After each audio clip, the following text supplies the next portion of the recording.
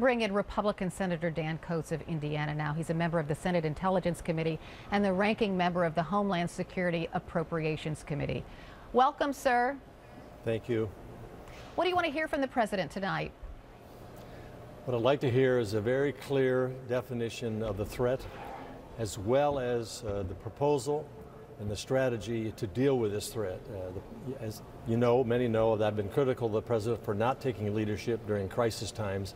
This is his moment because this is the threat that we face that impacts on the world as well as the United States, and the president needs to stand up and take leadership. So I hope that he will do that, define clearly what his goal and strategy is, try to pull a coalition together, which I think is absolutely necessary to succeed here. American invasion, troops on the ground, has proven in Iraq and Afghanistan it does not solve the problem. We need to bring those moderate Muslim nations in with us. They are at stake. Their culture, their perversion of their religion. We're looking at barbarism here in a form that we haven't seen in our lifetime, and it needs to be addressed.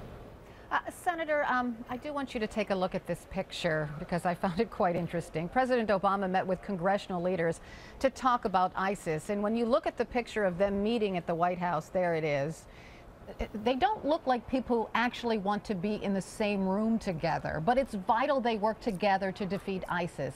Is it possible to put partisanship aside?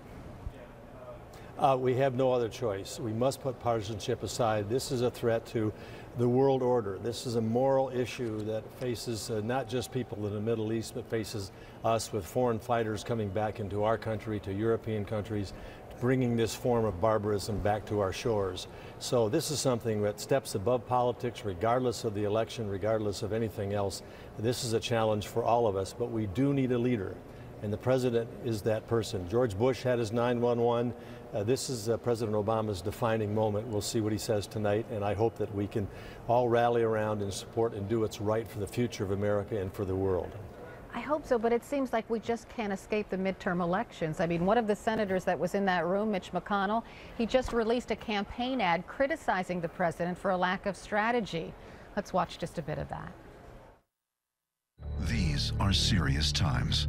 That ISIS can't be defeated without hitting its 311,000 jobless claims. Waves of unaccompanied children, 52,000. Implementing Obamacare has the potential to be a train wreck. We don't have a strategy yet. In Kentucky, we have a proven leader. So there are valid criticisms contained within that ad for sure. But again, don't our leaders have to unite to defeat this new threat?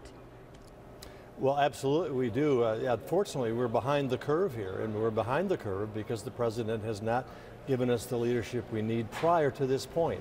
But as I said, we have to push that aside and say this is the defining moment. And this is a threat that goes to all Americans and people around the world that believe in a civilized, orderly, rule of law world instead of this barbarism that's taking place through ISIS. A well-organized, well-funded, well-managed, growing daily group of those who want to impose a radical agenda on the world, and they've named us as a direct threat as well as Europe. So it's time for all of us to step up to the occasion and not let politics interfere with what we need to do as a world to deal with this problem. Okay, so the president, we hear, he plans airstrikes over Syria. He says he doesn't need congressional approval for that. In your mind, does he? You know, we've been debating this issue back and forth for forever.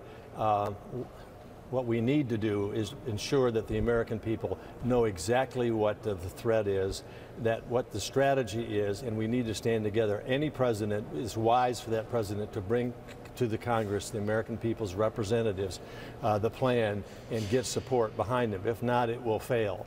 And so that's a challenge for the president. We'll see if he's up to it this evening. All right, Republican Senator Dan Coats of Indiana, thank you so much for joining me this morning.